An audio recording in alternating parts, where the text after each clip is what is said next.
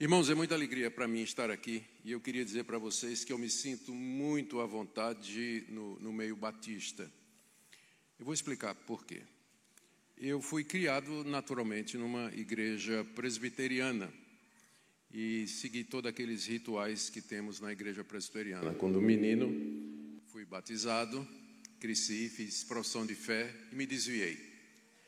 Então fui para o mundo, passei muito tempo longe de Deus. Quando Deus me chamou, eu fui para uma igreja batista e mergulhei. Então fui durante 2 anos mais ou menos, servi com os irmãos batistas, até que eu quis ir para o interior de Pernambuco, em viagem missionária, ser um missionário lá dentro. E a igreja batista não tinha condições, o meu antigo pastor presbiteriano me chamou e eu me desviei, voltei para a igreja presbiteriana. Então, eu fui batista, e dizem que uma vez batista, sempre, né? Então, e outra coisa, eu tenho uma grande vantagem. Se a forma de batismo salva, eu estou garantido. Eu estou garantido. Então, eu estou muito à vontade aqui entre os irmãos, muito tranquilo. Brincadeiras à parte, vamos agora para a carta de Paulo aos Efésios. Hoje, pela manhã, vou falar sobre o plano da redenção, Efésios capítulo 1. Depois, no segundo culto, a graça de Deus, Efésios 2, e no culto das 6 horas, plenitude do Espírito, Efésios capítulo 5. Então, vamos começar com o plano de Deus para a redenção do seu povo, Efésios capítulo 1, vamos do verso 3 até o verso 14. Bendito seja o Deus e Pai de nosso Senhor Jesus Cristo, que nos abençoou com todas as bênçãos espirituais nas regiões celestiais em Cristo. Antes da fundação do mundo, Deus nos escolheu nele para sermos santos e irrepreensíveis diante dele. E em amor nos predestinou para ele, para sermos adotados como seus filhos por meio de Jesus Cristo, segundo o propósito da sua vontade, para louvor da glória da sua graça, que ele nos concedeu gratuitamente no amado.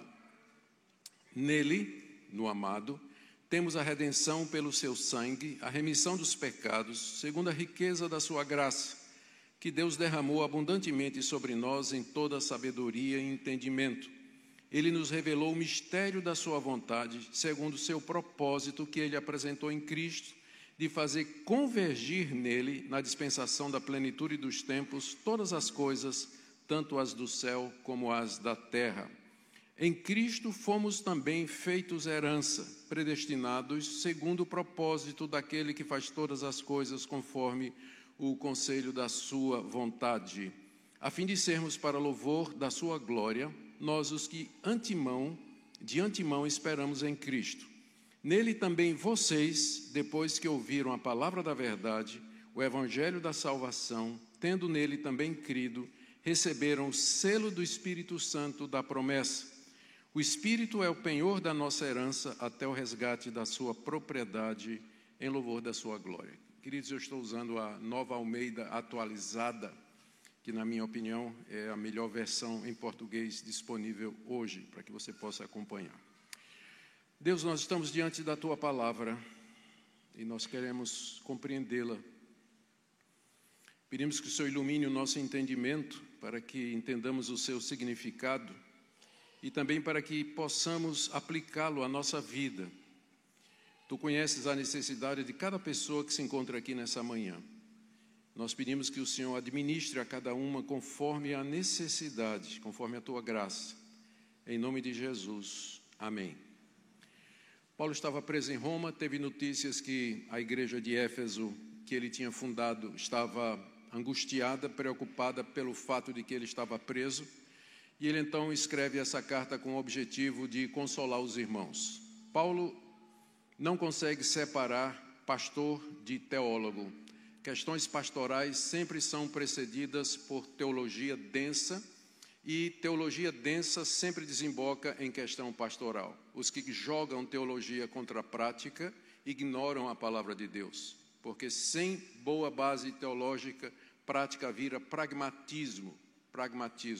E doutrina que não desemboca em prática vira uma ortodoxia morta. Paulo começa consolando a igreja sobre sua prisão, explicando o que é a igreja, que é o que nós temos no capítulo 1. Depois, no capítulo 2, ele fala da graça de Deus em trazer a igreja à existência. E no capítulo 3, ele mostra como a prisão dele está dentro dos planos de Deus de levar o evangelho aos gentios. E aí no capítulo 3, no verso 18, se não me falha a memória, geralmente ela falha nessa idade, ele diz, no verso 13, portanto, e esse aqui é o coração, a razão da carta, eu peço que vocês não desanimem por causa das minhas prisões, em favor de vocês, pois isso é motivo de honra para vocês. Não fiquem desanimados que eu estou preso, porque, na verdade, à luz do que eu vou expor, Paulo diz, é um motivo de glória e não de desânimo.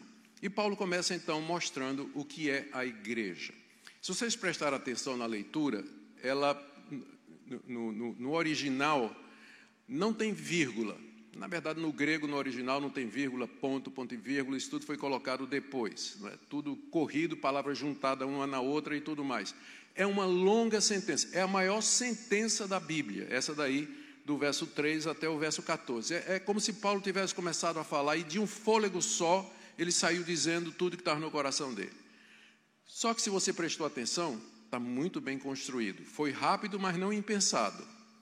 Tem 3 divisões, cada uma delas referente a uma das pessoas da Trindade, e termina com a expressão para o louvor da sua glória. Veja, primeiro ele fala sobre Deus Pai, começando no verso 3, e diz o que é que Deus Pai fez para a salvação da igreja, para constituir a igreja, e termina no verso 6 dizendo que ele fez isso para o louvor da sua glória.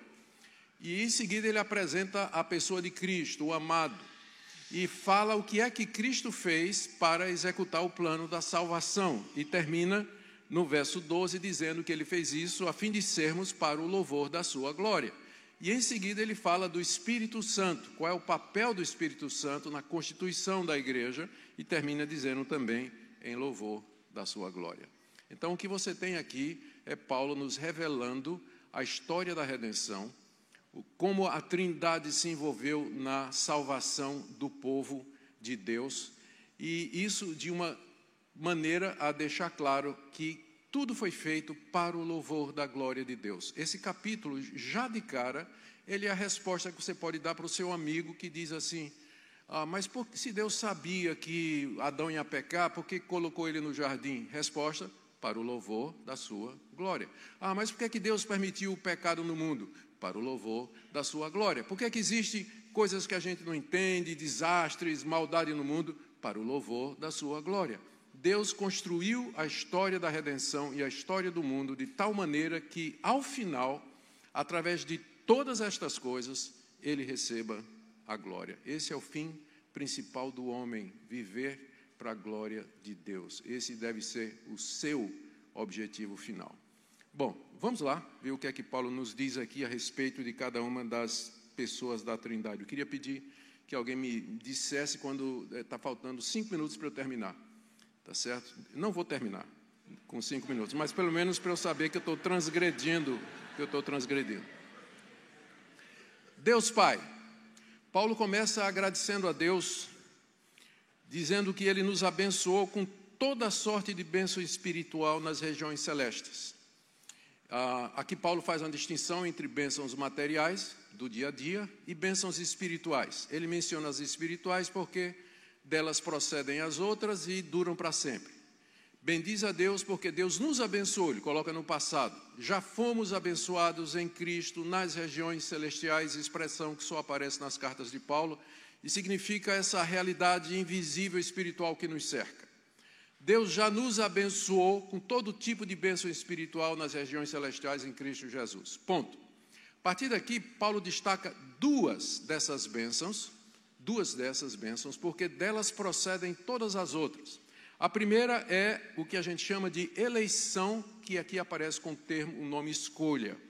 Antes da fundação do mundo, veja, no verso 3, bênçãos espirituais. No verso 4 ele detalha. A primeira é essa. Antes da fundação do mundo, Deus nos escolheu nele para sermos santos e irrepreensíveis diante dele.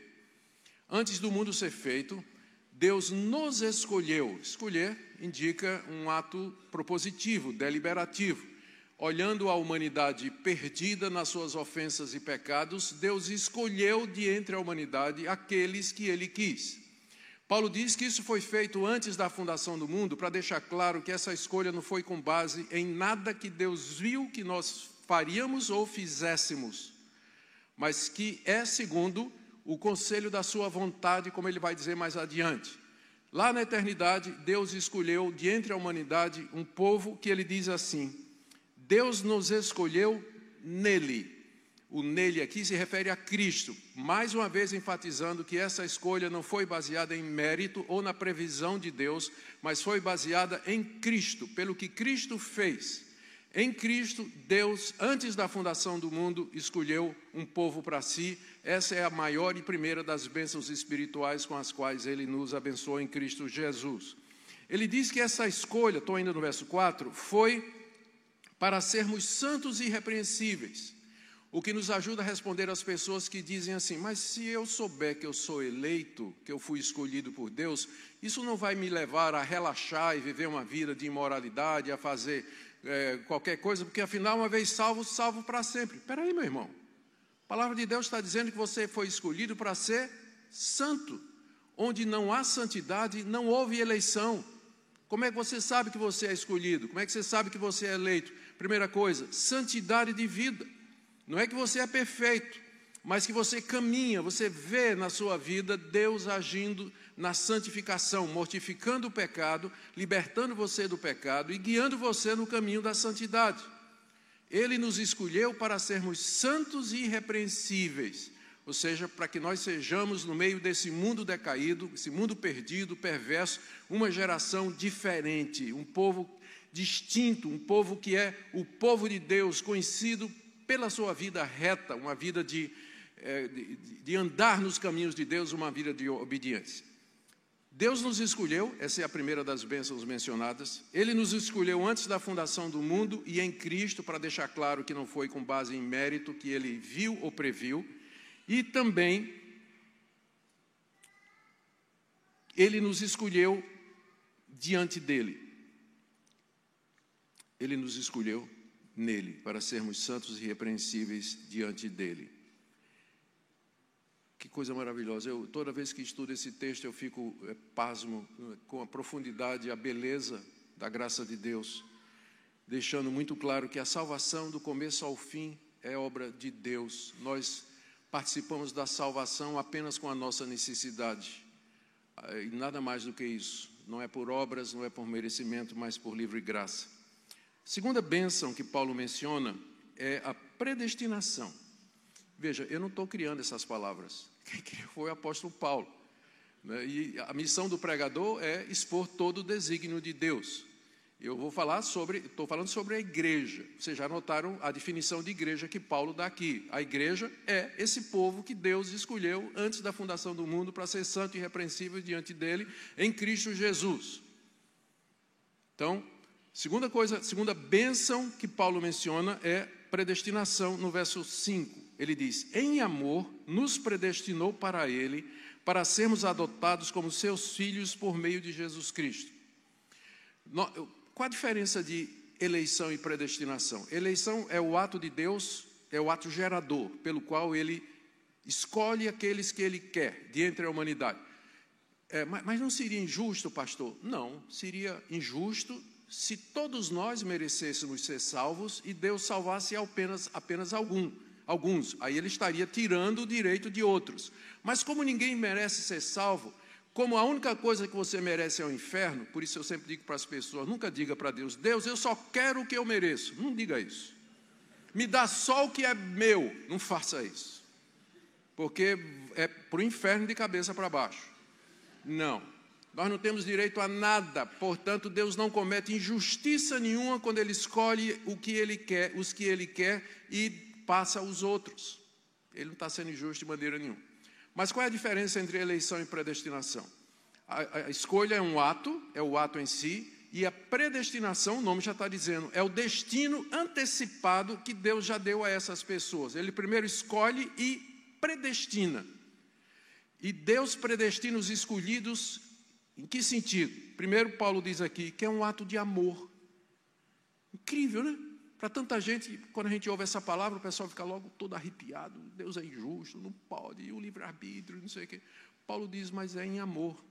Foi um ato de amor, porque Deus poderia deixar a humanidade toda ir para o inferno e ainda assim seria justo. Ainda assim seria justo. Então o fato de que Ele salvou muitos é amor. Em amor nos predestinou. Como eu disse, predestinar é dar um destino antecipado. Predestinou para quê? Olha só, a resposta simples. Nos predestinou para Ele. Ele não nos predestinou para sermos grandes, bem-sucedidos, famosos, prósperos, mas para sermos dele, fazermos parte do seu povo, da igreja. Essa é a razão da escolha e da predestinação. Em amor nos predestinou para Ele. Aí ele acrescenta explicando, para sermos adotados como seus filhos. Ninguém nasce filho de Deus. Na verdade, nós vamos ver no segundo culto, quando falarmos sobre graça no capítulo 2, que somos filhos da desobediência e filhos da ira. Mas Deus nos escolheu e nos predestinou para sermos adotados por Ele como seus filhos. Adotados. Filhos de Deus é a mesma coisa da igreja. O que é a igreja? A igreja é composta desses filhos de Deus que foram adotados em Cristo Jesus porque eleitos e predestinados antes da fundação do mundo. É isso que é a igreja. Esse povo especial, esse povo maravilhoso. E diz aí no final do verso 5 que Ele fez isso segundo o propósito da sua vontade. Deus é o único ser absolutamente livre, faz o que lhe apraz. E você não precisa ter medo disso porque Ele não é arbitrário, porque a liberdade de Deus é controlada pela sua natureza. Deus é justo, santo e reto. Ele jamais fará alguma coisa que seja injusta, imoral ou que esteja fora da sua natureza. Por isso, quando Paulo fala dessas bênçãos, eleição e predestinação, ele diz que Deus fez isso segundo o propósito da sua vontade. Não foi com base em previsão, não foi com base em mérito, não foi com base em absolutamente nada, a não ser na natureza livre e soberana do seu ser. Esse é o Deus que a Bíblia nos ensina, e não outro. Ele fez isso para o louvor da glória da sua graça, e aí ele continua, graça que Ele nos concedeu gratuitamente no amado. Eu vou falar mais sobre isso no segundo culto de graça, mas você já veja a redundância aqui, ó. Graça que Ele nos concedeu gratuitamente. Graça de grátis, mais ou menos, o que ele está dizendo assim. Ele faz isso para enfatizar que isso é graça, não é mérito. You don't deserve anything of this. É tudo dado graciosamente no amado. E aqui nós passamos da primeira pessoa da Trindade para a segunda. Primeira pessoa da Trindade, Deus Pai, o que é que Ele fez? Qual o papel dele? Ele planejou tudo. Lá na eternidade, Ele escolheu um povo, predestinou esse povo para ser seu, para a adoção de filhos, mediante Jesus Cristo, segundo o propósito da sua vontade, para o louvor da sua glória, que é o verso 6. Para o louvor da sua glória. Ele fez tudo isso para o louvor da sua glória. E no amado. O amado aqui é Cristo. Deus ama todos, está escrito, Deus amou o mundo, mas Ele ama seu Filho Jesus de uma maneira especial, por isso Ele é o amado do Pai, o que implica numa relação pai-filho eterna. Se você já ouviu aquela teoria de que Deus estava cansado, estava chateado, bored, não tinha o que fazer, então resolveu criar o ser humano para ter companhia e ter a vida dele fazer sentido, esqueça. Isso aí não tem nada na Bíblia disso. A Trindade é perfeita, Pai, Filho e Espírito Santo. Eles se amam, se comunicam, se falam, se completam. Deus é o único ser que é perfeito em si mesmo, totalmente feliz. Ele não precisa de nada fora dele para completar o seu ser e a sua felicidade. Portanto, quando Ele faz as coisas, Ele faz porque quer e não por qualquer necessidade interna ou externa. O Filho é o amado de Deus, é o amado do Pai. E aqui Paulo muda, de repente as câmeras saem das regiões celestiais, porque até agora o que a gente falou, regiões celestiais. E agora a câmera desce e aponta para a terra. E lá no meio está uma cruz, onde pendurado está um homem, o Filho de Deus, que veio executar o que o Pai planejou. O Pai planejou e o Filho executa. Veja como muda o cenário. O amado, final do verso 6. Nele, Paulo vai mencionar aqui 3 ou 4 coisas que o Filho fez para poder executar o plano do Pai. Nele temos a redenção pelo seu sangue. Sangue já introduz a natureza humana. Quando ele fala que o amado nos redimiu pelo seu sangue, está implícito aqui que o Filho de Deus, o amado, ele encarnou e, sem abandonar a sua divindade, adicionou uma natureza humana, e nessa natureza humana, Deus, perfeitamente Deus e perfeitamente diferente do pastor Jay, que é 50% americano e 50% brasileiro, Cristo era 100% Deus e 100% homem. E ele sofre, ele na cruz derrama o seu sangue. Por que que isso é necessário?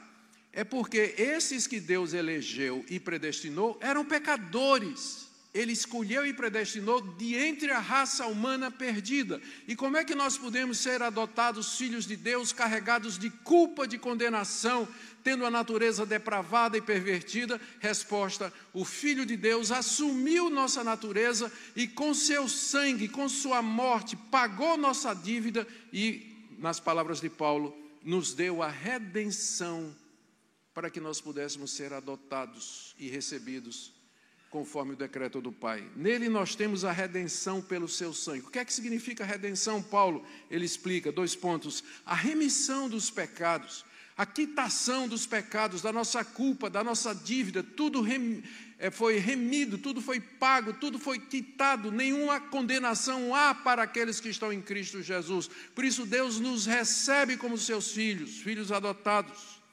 Isso é segundo, diz Paulo no final do verso 7, segundo a riqueza da sua graça. Ele não é só gracioso, ele é rico na sua graça. Eu estou vendo agora pela primeira vez, tem um relógio contando aqui. Alguém me diga quando é que eu tenho que parar. Está em 11h05, e quando chegar em quanto, pastor? Quando chegar em? Tem mais uns 15 minutos. Meu pai, não vai dar não, mas vamos lá. O que é que Deus Filho fez? Remiu pelo seu sangue e nos revelou, verso 9, o mistério da sua vontade. Na Bíblia, todo mistério é mistério revelado. A Bíblia não é uma religião esotérica, onde uns poucos privilegiados têm acesso a mistérios que são revelados por visões, sonhos e revelações. Todo mistério é mistério revelado. Cristo veio nos revelar o mistério da vontade de Deus. No Antigo Testamento isso não estava claro. Com a vinda de Cristo ficou muito claro qual é o propósito de Deus com tudo isso. Está aqui no verso 9, ele nos revelou o mistério da sua vontade que ele propôs em Cristo, verso 10, de fazer convergir em Cristo na plenitude dos tempos todas as coisas, tanto no céu como na terra.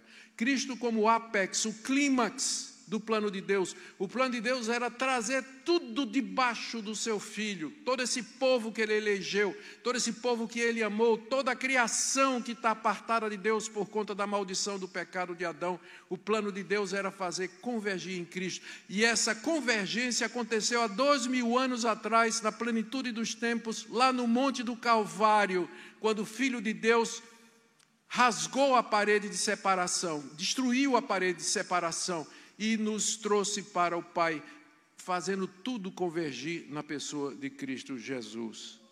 E no verso 11, em Cristo, Paulo continua a elaborar o que é que Deus Filho fez.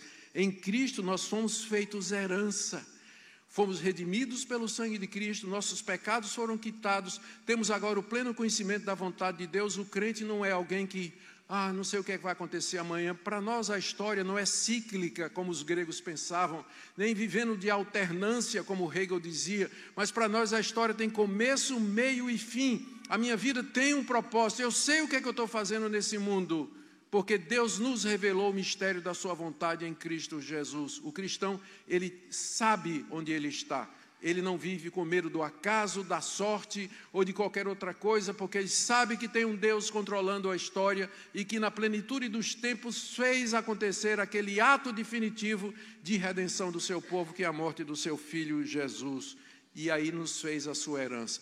Traduzindo, o Pai e o Filho na eternidade, conversando a respeito do que fariam para a redenção, o Pai diz, eu quero um povo para o meu nome, para o louvor da minha glória santa e irrepreensível, mas eles são pecadores. O Filho diz, eu irei e eu os resgatarei com o meu sangue. E o Pai diz, e em troca eu te darei esse povo como tua herança. Sabe qual é o salário de Cristo pelo que Ele fez? Eu e você. Saiu barato, né? Eu e você, nós não valemos nada, mas é o que Cristo ganhou. Fomos feitos herança, é isso que Paulo está dizendo aqui. Somos a herança de Cristo, é o que Ele vai ganhar no final de todas as coisas. O seu povo que Ele redimiu com o seu sangue.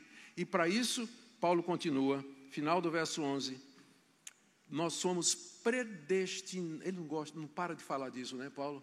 Não é? Ele não para. O que é que eu vou fazer? Ele diz então que fomos predestinados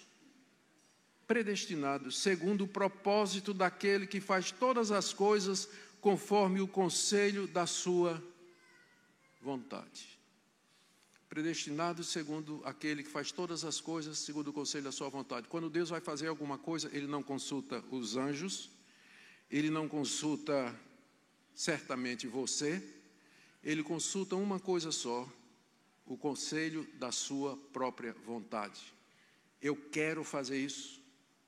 E a resposta é que Ele vai fazer aquilo que a sua vontade ditar. E mais uma vez, você não precisa pensar que isso torna Deus arbitrário ou tirânico, porque sendo Ele santo, justo e verdadeiro, Ele sempre vai querer o santo, justo e verdadeiro. Sendo Ele amor e misericórdia, Ele sempre vai agir dessa forma. Esse é o nosso Deus, que faz todas as coisas segundo o conselho da sua vontade. E Ele termina dizendo no verso 12, a fim de sermos para louvor da sua glória. O Pai planejou, o Filho executou, tudo isso segundo a soberana vontade de Deus para o louvor da sua glória. Agora tem um problema. Como é que isso chega a mim, que estou morando em Orlando, em 2025, quando a convergência aconteceu há 2000 anos atrás, lá na Palestina, no alto do Monte da Caveira? Como é que isso me alcança? E é aqui que entra quem? Espírito Santo de Deus. Terceira pessoa da Trindade. O Pai planeja, o Filho executa, Espírito Santo aplica.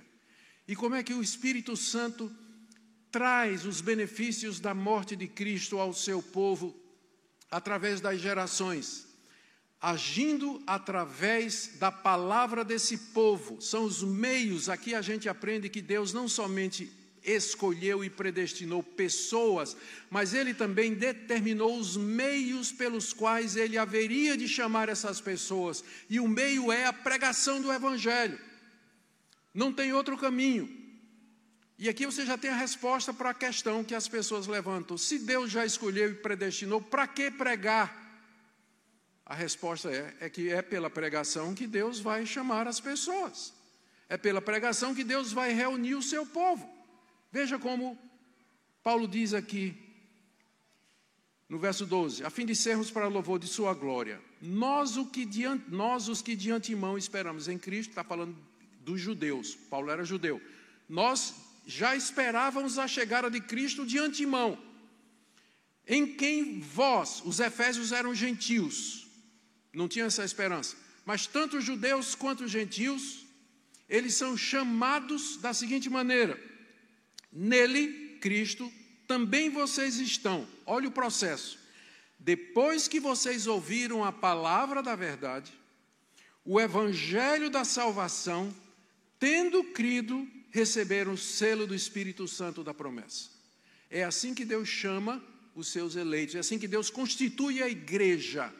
O que é a igreja? É aquele povo que Deus amou e predestinou, porque em Cristo morreu, deu seu sangue, e que o Espírito Santo chama pela palavra.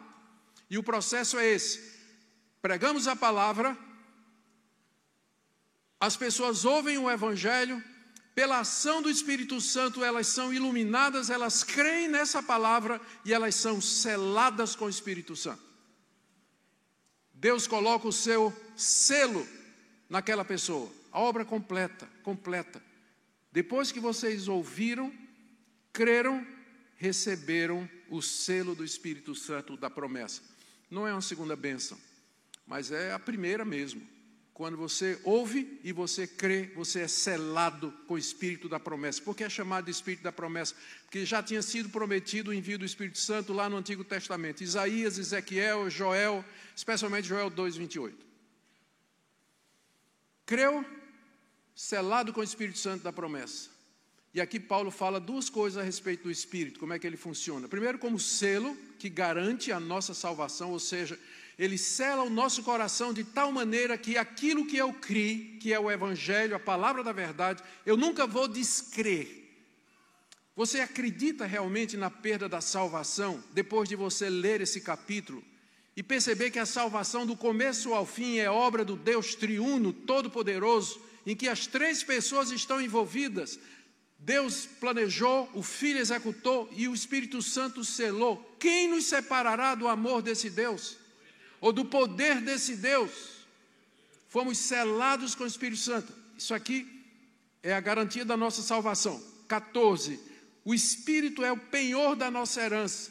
Penhor todo. Eu espero que vocês não saibam o que é penhor. Penhor é quando você está liso, mas tem aquele relógio de ouro que seu pai lhe deu. Você chega na loja de penhor, entrega o relógio, pega $500, deixou lá o relógio em penhor, está penhorado como garantia de que você vai resgatar aquele valor aí, não é isso? O Espírito Santo é a garantia que Deus nos dá de que Ele vai cumprir o que Ele prometeu, de que Ele vai terminar a obra da salvação, que a igreja vai ser uma igreja gloriosa, amém? E hoje, em que sentido ele funciona como uma garantia? Porque hoje eu já experimento a comunhão dos santos, eu já experimento santidade, alegria, amor, mas isso é apenas um penhor, porque o melhor está para vir. Quando Cristo vier em glória. E ele fez tudo isso para o quê? Final do verso 14. Até o resgate da sua propriedade. Quando Cristo vier nos resgatar, a propriedade que é dele, que ele já comprou. E ele fez tudo isso em louvor da sua glória. 53 segundos. Para o louvor da sua glória. Eu termino. Primeiro, nunca diga que eleição, predestinação, salvação dos eleitos, perseverança dos santos, isso é coisa de invenção dos homens. Você viu claramente que não é. O que você pode dizer é o seguinte: eu sei que está na Bíblia, eu apenas não entendo.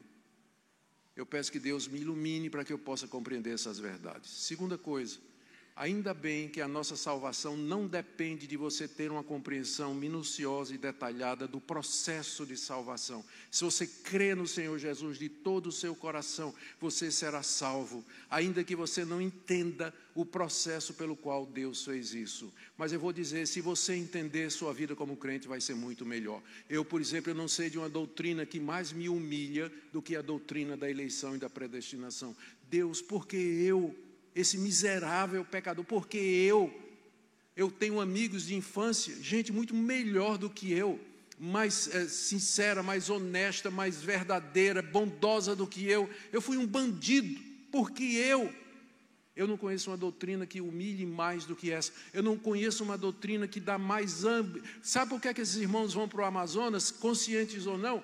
Porque eles sabem que Deus tem um povo na Amazônia. Senão não adiantaria ir, porque ninguém se converteria. Ninguém se converteria. Então, se tem uma doutrina que anima missões, é saber disso, que Deus tem um povo e que pelo Espírito Santo Ele vai chamar esse povo e que eles virão e que serão selados e constituirão a igreja de Cristo Jesus. Amém? Deus abençoe os irmãos. Amém. Glória a Deus. No segundo culto, nós vamos falar da graça de Deus, que é o que está por detrás de toda essa ação maravilhosa.